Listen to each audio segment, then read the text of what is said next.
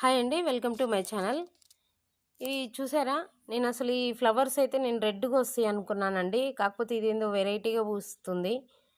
చూడండి ఎలా పూస్తుందో, ఇది వైట్గా వస్తుంది.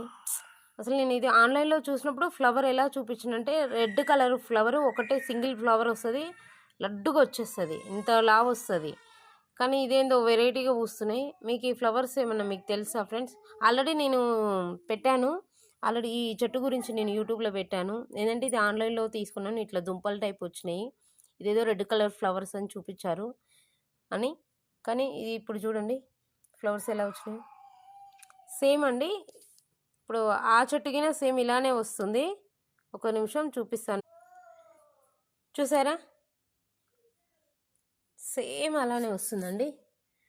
ఇదిగో వాడు ఈ ఆన్లైన్లో చూపించినప్పుడేమో ఒక ఫ్లవర్ చూపించిండు.